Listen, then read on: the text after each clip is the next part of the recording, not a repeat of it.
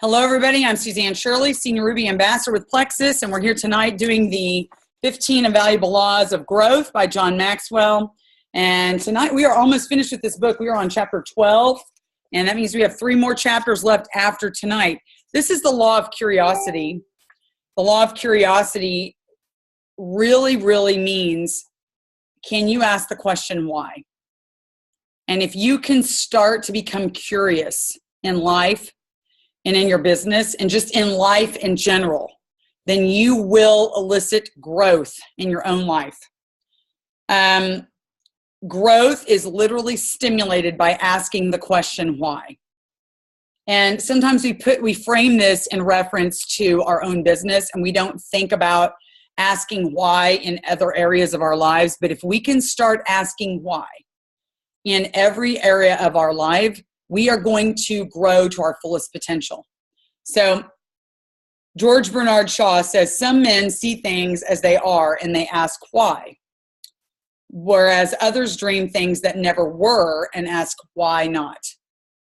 So I think that is extremely important. There's a difference between seeing things literally as they are and asking why is it that it's that way, whereas the one who's growing is literally seeing things that never were and saying, why can't they be a certain way? In other words, why can't we make it so?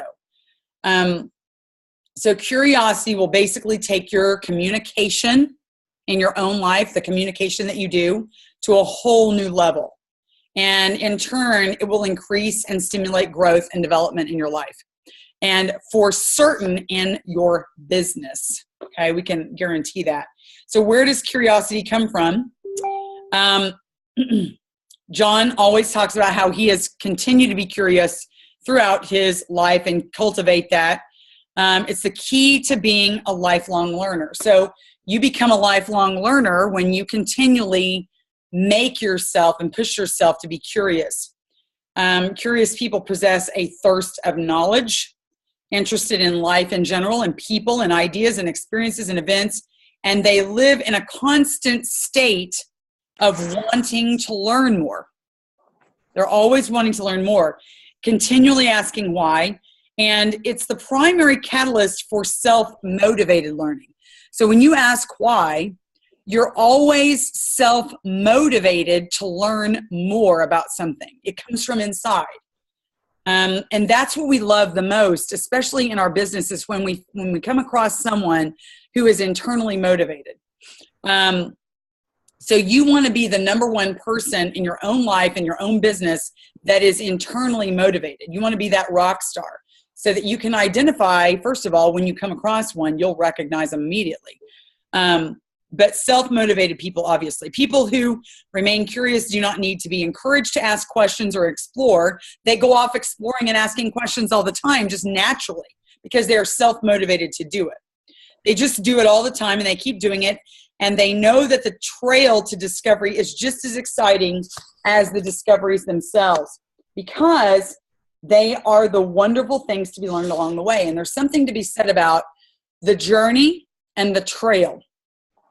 You know, I listened to Eric Worre today talking about the art of inviting, the skill of inviting. It's really an art.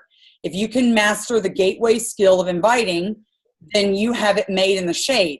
If you can't master the skill of inviting, whether it be by text or by phone or in person, if you cannot master the skill of the invitation, and I'm not just saying, hey, would you watch this video? That's not I'm talking about the conversation and the approach that you take with people, learning how to genuinely compliment, learning how to genuinely be curious about someone, learning how to genuinely ask a question and be curious to know the answer instead of wanting to just tell them about your opportunity and bring them on board.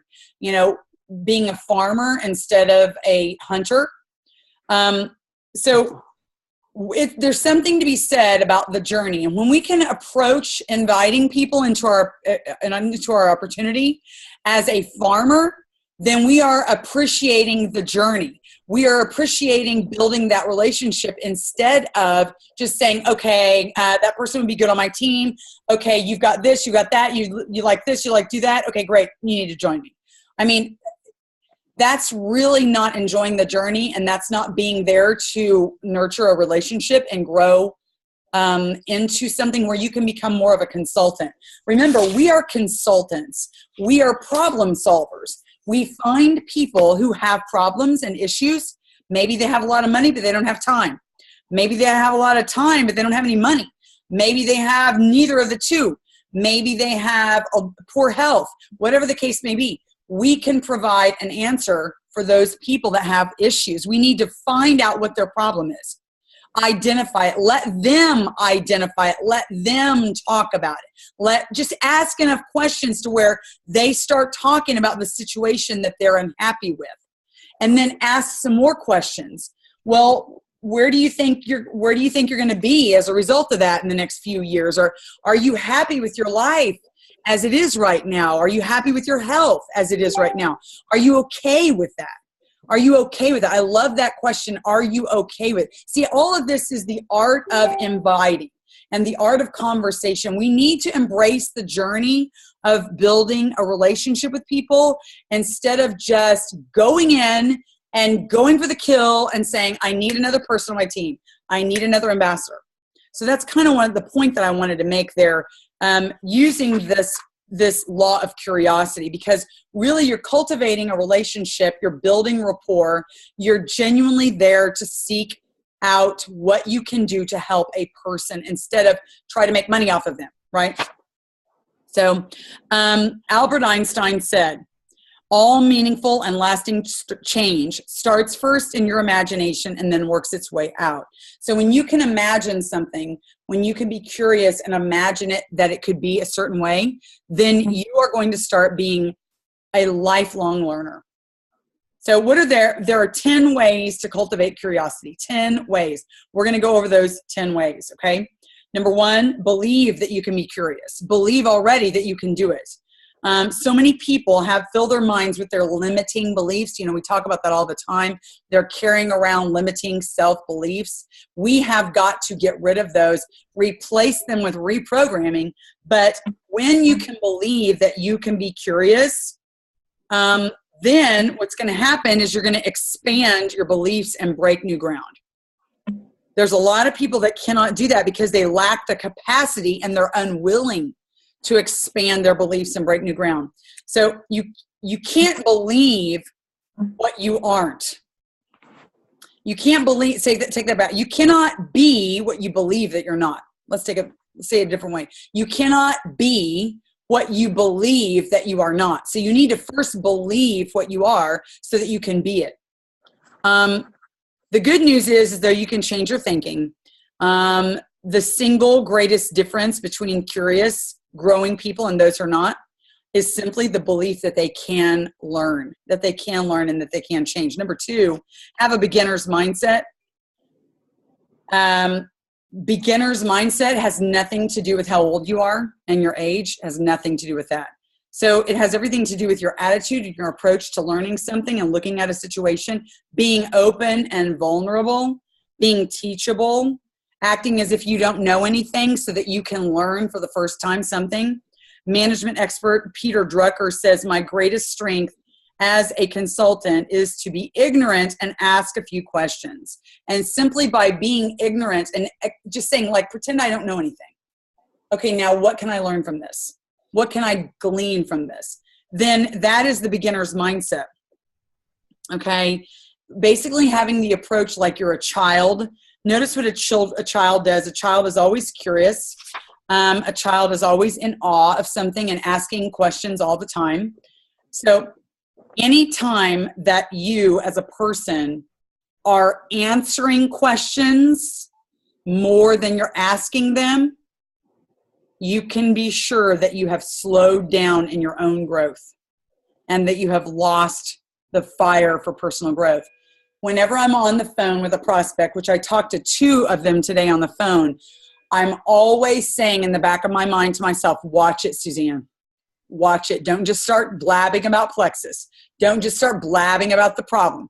Don't just start blabbing about their leaky gut that you know that they don't know anything about. Don't just sit there and start blabbing all about how this product will help them. You know, we've got to stop thinking that we sound so great with our knowledge. Really, if we can stop, and who cares if we look like we know anything, and all we need to worry about is care about whether that person feels loved and whether that person feels validated, feels noticed. Ask the question to see what's going on in their life. Can you tell me more about that?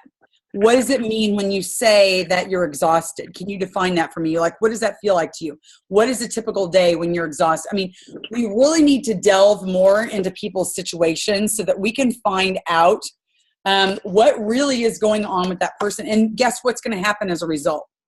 People are going to fall in love with you. They're going to go away from that conversation and say, you know, I like her, or I like him, you know, and maybe we didn't do anything. Maybe we offered no advice. And also, here's another thing that I do when I get on the phone. And I have to say this to myself before I call. I have to say, remember, you are getting on the phone to build rapport. You are not getting on the phone to close this. And I know that sounds terrible, because if you are presented with an opportunity to close and they say, and you ask some questions and they say, absolutely, you know what? So on a scale of 1 to 10, how ready are you to get started? You know, if they say, I'm really not ready to get started, that's okay. You don't have to close. They might have some more questions. What other questions can I answer for you? What other questions might you have? But your number one goal, and I have to self-talk to myself every time I get on the phone, remember, your goal is to build rapport, connect with them, and build a relationship, not to close the sale. And when we finish the conversation, if they say, hey, my kid is screaming, I got to go, you're not going to be worried about closing the sale. If they say, hey, let me think about this a little bit more, I'm really not there yet. You know, you can ask them a question and say, on a scale of 1 to 10, how ready are you to, you know, jump in? I mean, where are you on a scale of 1 to 10?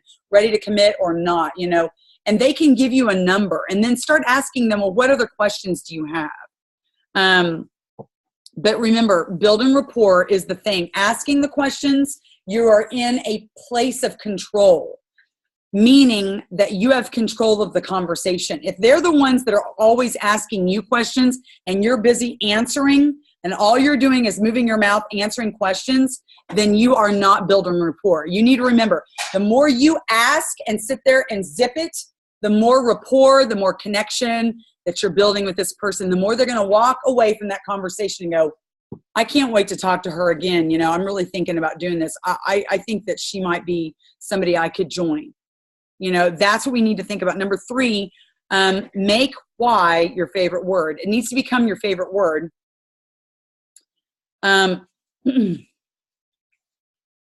So John Maxwell talks about how today he has the greatest compulsion to pick the brains of the people that he meets. He has become a questioning machine. And there is a book that he's written called Great Leaders Ask, okay, don't quote me on this. Good Leaders Ask Great Questions, or Great Leaders Ask Good Questions. Good leaders ask great questions. I have it on audio. I have not bought it on hardback yet, but I'm thinking it's something that we need to look at, because when we are talking with people, we're building that rapport, we're building the relationship. We need to get in the habit of asking questions. You know, I just posted something on the files section today about the different questions that you need to ask when you are actually talking to someone about plexus. Ask this question, then this one, then this one, then this one. There's another file that comes straight from Ray Higdon's course, Cold Market Recruiting, and he has a series of questions that you ask someone to build rapport. You know, we need to get those questions down so that we can become interviewers. We can be people that build a bridge between ourselves and someone else. You guys, so true, you need to hear me on this. People are not joining Plexus, they're joining you. And if they think they're just out there to have a new product or to make some money, they're not going to join you. But if they're attracted to you because you actually love them and you're investing your life and your soul in them, they will join you. And they think they're joining Plexus, but they're really joining you. Okay? So people with victim mindsets, they ask, why me? They're in a victim mindset. They have a scarcity mindset, not because they want to know the answer to that question, but because they feel sorry for themselves. So they always are asking, why me? It's like a pity party. Curious people, on the other hand, ask questions to find solutions, to find answers, so that they can keep moving forward and make progress. So think about the difference between curious people and victims. Curious people want to move forward, whereas a victim is focused on themselves and always is in a pity party. So there's a difference there. So don't ever forget, anybody who knows all the answers and is flapping their trap, giving the answers all the time, is not asking the right questions. Number 4, spend time with other curious people. You need to go find some other curious people. Find some people that really love to learn new things and they're always seeking out new knowledge. Most formal education steers people towards answers rather than questions. So think about that. Formal education is going to give you answers more than it's going to give you questions. So if you went to a college, that's the kind of thing that you focused on. Emphasis is always on information, getting information rather than inquiry, right? Asking questions. So most corporations don't even try to stimulate curiosity as well. They don't even try. I know when I read this chapter, I was thinking to myself about science, and I am so not a scientist or a mathematician, but I know that scientists must be curious. They have to be curious because they have to perform experiments and they have to see what is going to happen when we put these chemicals together. What is going to happen when we do this particular experiment? So, in order to find answers, you have to be curious. Being around people with great curiosity is simply contagious for your life. So if you can try to find other people that are curious, you are seeking out other growth-minded folks. And when you're around other growth-minded folks, you're going to be enticed to do the same thing. Number 5, learn something new every single day. Okay, one of the best ways to remain curious is to begin each day with a determination to learn something new. I'm going to learn something new. And a lot of the times, I don't realize I'm doing that, but I really am that way. I think I'm naturally that way because I've always sort of been that way. When I was a teacher, I loved learning new theological concepts and ideas, discovering something that's been in the Bible for ever since the beginning of time, but yet it was the first time I ever realized it. It was truly eye-opening and awakening to me. Following after leaders and reading biographies of people who were successful that had gone before me. And I was always curious about that kind of thing. So it just came natural. But if it's not natural to you, you have to get up with the idea, I'm going to learn something new today. And then it requires 3 things. First thing you got to do is you got to wake up with this attitude of openness to learn something new. The second thing you do is that you've got to keep your eyes and ears open as you go through your day so that if you come across something, you're going to go, oh, this is something I've got to learn. I've got to do this. And if you don't have time to stop and pay attention to that, you need to write it down somewhere, put a reminder in your phone, take a picture of it with your phone or something so that you can have a reminder to come back and investigate that even more. So successful people seize their day, focusing in and literally ignoring the distractions, okay? Growing people remain focused yet maintain a sensitivity and awareness, openness, okay, that opens them up to new experiences. So think about that. There's a difference between putting your blinders on and I'm just going to go. There is a time for that. But when you're trying to learn new things, you can't just be closed-minded. You've got to have an open mind, being open to being available to see things that are going on around you. And the third thing is simply reflection. And I have to learn this skill. When we have a day, we need to go at the end of the day and maybe, and I think our group is having us do that. In a way, we are reflecting. I make sure that I go in before I go to bed at night and comment. I don't comment early on the day on the post. At the end of the day, I go in and I comment and I say, I did this, I thought that, this is how I felt today about this is what happened. That is reflecting on your day. So whether we're doing this IPA challenge or not, we really do need to become reflective. And at the end of each day, we need to go back and say, okay, what did we do that worked? Did we waste 4 hours this morning? Okay, if we wasted 4 hours, what were we doing that wasted our time? We might need to think about getting rid of whatever it was that distracted us. If we didn't set our alarm, maybe we wasted enough time because we didn't get up early enough, or maybe we talked too much on voice messages. I am known to do that. I will sit there and voice text about God knows what, and I've wasted a whole hour talking about something that I could have put off to talk about later. So we need to really start evaluating not only our daily practices, but what about the end of the week? Okay, so we finish a week out, we finish a month out, we need to go back and reflect what worked and what didn't work. What were we successful at? What were we not? What could we do better to change it? Number 6, partake in the fruit of failure. Partake in the fruit of failure. Literally, it says the fruit of failure. That means there's something to be gained by failing, okay? And that is simply a perspective and a mindset.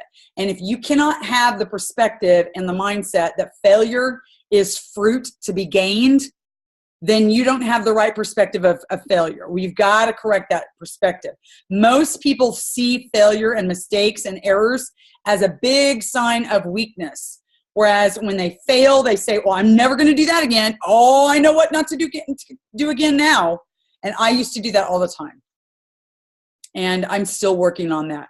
But people who grow and develop see failure as a sign of progress. So when something happens and you're burned and it didn't work out the way you thought it was going to, and you tried something and it just completely crashed and burned, or maybe you tried something with a relationship and it didn't work out, or maybe you tried an approach with somebody and it didn't work, and instead of going, oh man, I suck at that, instead of doing that, why don't you say to yourself, okay, this is a learning experience. What have I just learned from this situation?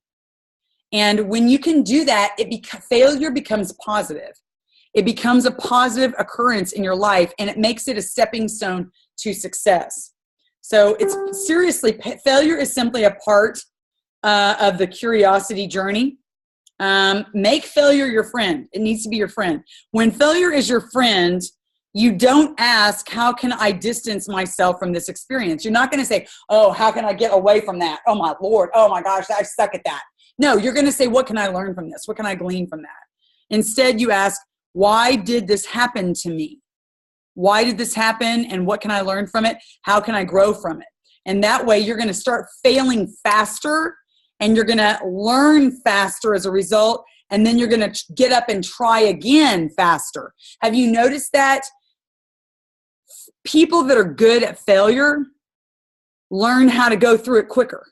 They can fail, say, okay, that didn't work. What can I learn? Okay, get back up and go at it again. Instead of the people that get stymied with failure and they're like, oh, I hate that.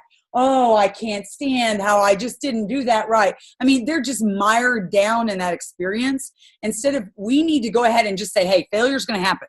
Failure's going to happen like 15 times a day, 15, 20 times a week, whatever the case may be. Okay, that didn't work. Okay, what can I learn? What did I get from that experience? Get back up, dust myself off, and go out and do it again. Go out and do it over again, or something like that. And that way you're going to get faster at it. Number 7, stop looking for the right answer, because guess what? There is no right answer.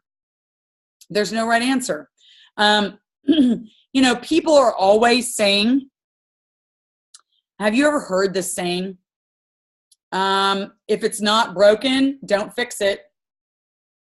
I have said that 1,000 trillion times. Hey, if it ain't broke, don't fix it. Just leave it alone. It's working. Okay? But what if we could make it work better? What if we could do something different to produce more results or better results? So we need to have a different mindset. And this phrase is definitely not coined by somebody dedicated to personal growth. That's what John Maxwell said. And out in the margin, I wrote the word ouch. So anybody that says whatever's not broke, don't fix it, that's a person that's not looking to grow. And that's a stymie to your growth. So how about if it ain't broke, how can we make it better? If it ain't broke, when is it likely to break in the future? Because guess what? If it's not broken now, it's probably going to break down in the future. You're not going to have something that never quits working. It's going to quit working eventually. You're going to have to make some changes. If it's not broke, well, then how long will it serve as the world changes? How long is it going to serve its purpose? Because the world is forever changing. You know, people with curiosity keep asking their questions, and as a result, they're going to keep learning. If you want to avoid growing too comfortable and becoming stagnant on your journey, then you need to keep asking questions and challenging the process. What is the process doing? Like in our team, we do a power week, we do a power hour, and we do a Plexus 101 every single month. And I've thought, well, I'm just going to be doing that forever. I'm just going to be doing that forever. That, you know, that works. If it's not broken, don't fix it. Hello.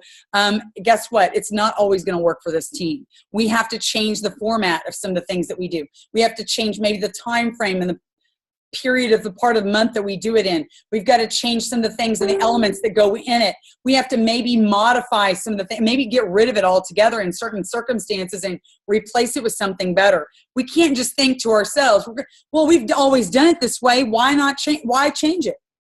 You know, as a teacher, teachers must look at their students and see where their learning level is and decide their learning styles and the way that they learn and model their lessons after that, instead of saying, this is my lesson plan. I've had it this way every single year for 20 years. I don't care who's in the audience. I'm going to teach it this way. Well, I mean, that's a very, very disruptive mindset to have, because students don't always learn the same way that the teacher is comfortable teaching. So the teacher has to learn to start reaching various different audiences. And that's the same thing that we need to do with our business. We need to reevaluate things in the way that we're doing it and not just look at it all the time and say, we are going to keep it this way because we've always done it that way. Number 8, get over yourself. You know, there's a book that I'm going to tell you about that I just ordered. And it's called, okay, it's going to have a bad word in it, but it's Get Over Your Damn Self. It's Get Over Your Damn Self. And it's by a multimillionaire top earner in one of the biggest network marketing companies ever. And she's a female. And it sounds amazing. And I have some people that I know that are getting ready to do a book club study on it. And I told them no, because I've got too many things going on.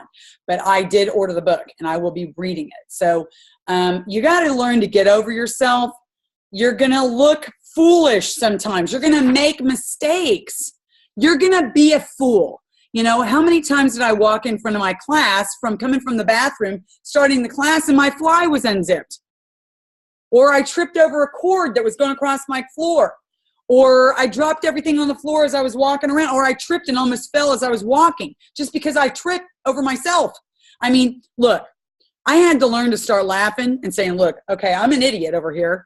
And I would always be self-deprecating. I would say, look, if I can learn Spanish and teach it, then you guys can learn it, you know, because look at me, I'm kind of, sort of a walking, you know, trip up machine or whatever. And they would just laugh. They would think it was funny. But you have to get over yourself. Be more like a child. What does a child do? They just ask a question. They don't worry about how dumb it sounds. And one of my students always a lot of my students would always love that I would say, you know, because they were intimidated. They didn't want to look stupid. They didn't want to ask dumb questions. And they thought that most of their questions would be dumb because they knew that I knew way more than they did. So I would always have to reassure them and say, look, there are no dumb questions. There are no dumb questions. Wouldn't you rather be a person who asked a question out of complete ignorance and learned a concept than to sit in your chair and worry more about how you looked and not learn anything from the lesson? And I always tried to make them aware of that. Look, wouldn't you rather learn something instead of worrying about looking dumb and then never learn anything? So that's number 8. Get over yourself. Number 9, get out of the box. You got to get out of your box. Most revolutionary ideas were disruptive violations of existing rules. There was a set of rules, and those rules were violated by revolutionary ideas. They upset the old order. The old way of doing things, they were completely in opposition. So good ideas are always everywhere you look, but it's hard to see them when you do not look at them outside of your box. If you're looking inside of your box, you're never going to have this great revolutionary idea, okay? Instead of remaining confined, people need to break out of their walls and get out of their boxes and become hunters of ideas. An abundance mindset is one that lives outside the box. A scarcity mindset lives within their box. So the average person, and this is, I would say, 80% or more of the population, 80% of people do not have solution-oriented mindsets. They have a scarcity mindset. They look at things from four walls that are around them, wherever they have lived their lives. They can't imagine anything else. They think within those realms. They can't get outside of it. But an abundant mindset, okay, is a thinker who is solution-oriented. We're looking for answers. We're always looking for the answer. And we have this abundance mindset thinking that the answer is out there. We just have to find it. So that's an abundance mindset. An abundant thinker asks different sorts of questions. How can I do such and such? A simple twist of semantics changes everything. It forces your mind to create a solution when you change the way you say this. The average person, think about it this way. Here's the change in semantics. The average person who is the scarcity mindset says, can I do this? Just, can I do it? But the abundance mindset person says, how can I? Okay. So instead of can I do it, it's how can I? In other words, I can, how am I going to do it? How am I going to get this done? In other words, it's not a question of whether I'm going to do it or not. It's like, how am I going to do it? I'm just going to do it. But I just need to know how. And I'm going to figure it out. That's an abundance thinker. Number 10, last one, enjoy your life. It honors God when we enjoy our lives and live it well. That means taking risks, sometimes failing, sometimes succeeding, but always learning. And when you enjoy your life, the lines between work and play begin to blur, and they're not so defined. And when we love what we do, everything becomes literally a learning experience. So curiosity is the key to that. Then I won't go into massive detail, but Richard Feynman is the creator, the inventor of the first atomic bomb in the Manhattan Project. And what a great story that was told about this man who had just an above average IQ of only 125. Honestly, 125 is not a genius. 125 is just a little bit above average, an IQ. I think what is average, like 122, 123? So above average is 125. The thing about him, though, is that he had an insatiable curiosity. He loved learning. He always was exploring and learning and asking why. He had a desire to know why that drove him to study anything and everything he could get his hands on. At one point, he was taking a PhD level course in philosophy and biology. He ate lunch with other people that were studying, graduate students of other disciplines. That's what it says. So he ate lunch with people that studied other subjects because he found it fascinating. He then went on to do advanced work in genetics, which is way out of his field. He read ancient Mayan writing and then became an expert in art, where he learned how to draw. And he became literally a lifelong learner in so many different areas and fields. His curiosity eventually waned. Why? Because he's human. He was a human being. He went through sort of a slump, and he believed that he had burned out. So what happened is he decided to, at one point, start entertaining himself. He said, I'll invent things and I'll play with things for my own entertainment. So he said, I'm just going to invent some stuff and I'm going to play with it because at least I'm going to get some entertainment out of it. And so with his new attitude, he says, now that I'm burned out, I'll never accomplish anything. So I'm just going to play with physics. He was going to play with physics. And whenever I want to, I'm going to do this without worrying about any importance of it whatsoever. And that change in mindset is what enabled him to literally rekindle a curiosity and cure his burnout.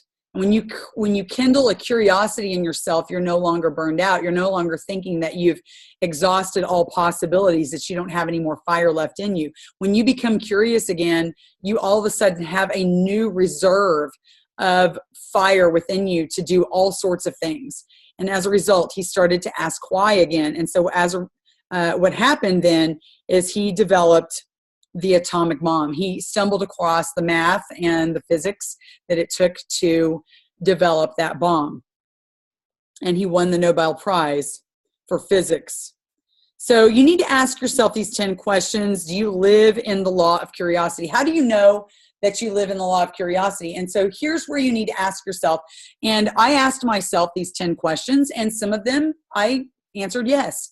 And others, I answered no. So that's where you need to learn to work on yourself.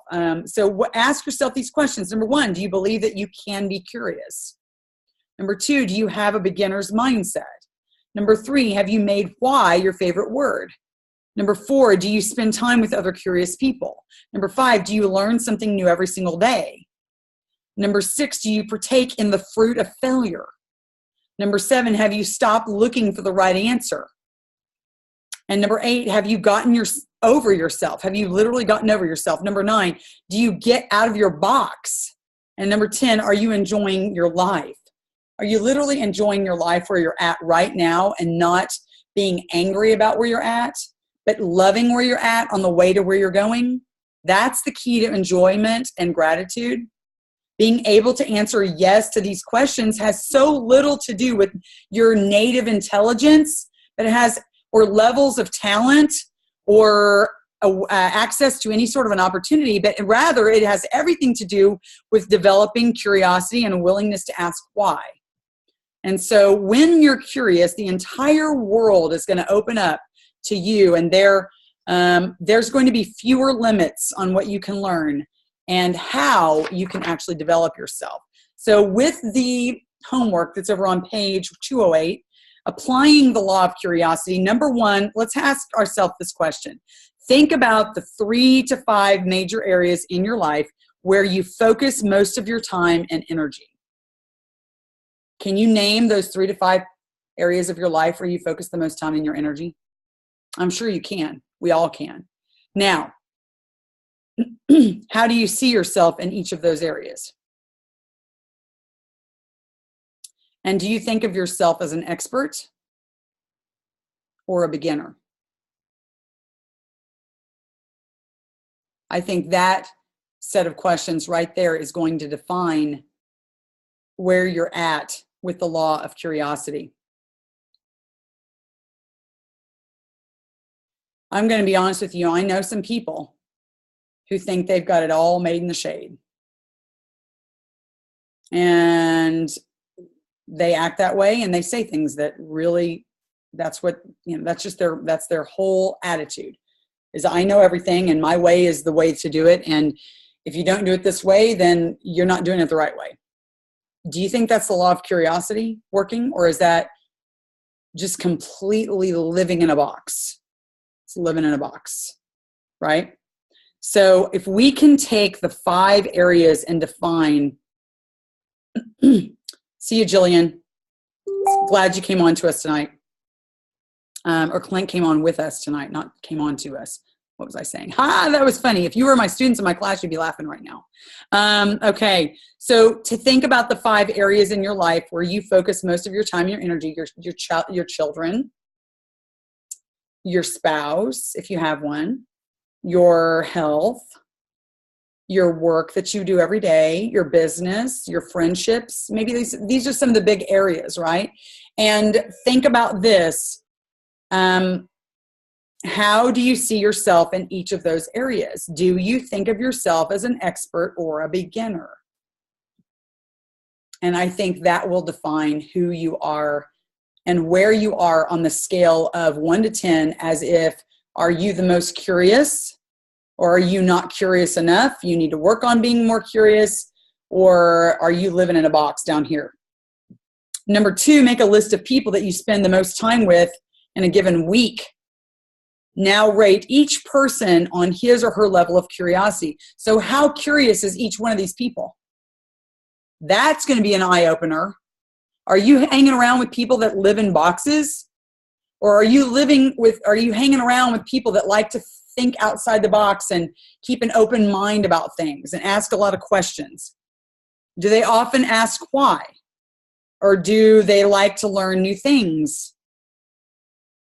People that like to learn new things are lifelong learners, and they are curious. And they're going to be your best friends. They're going to be the best people to hang around.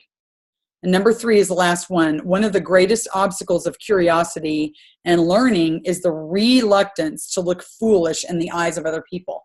We've got to get rid of the reluctance of looking foolish in the eyes of other people. There are 2 easy ways to tell if this is a potential problem in your life. The first is being afraid to fail. And the second is taking yourself too seriously. So how are you going to cure it? You're going to take what he calls learning risks. Learning risks. You're going to get out of your comfort zone.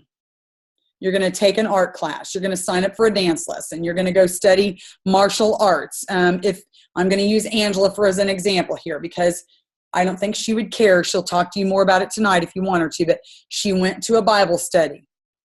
She joined a small group. And, that was hard for her.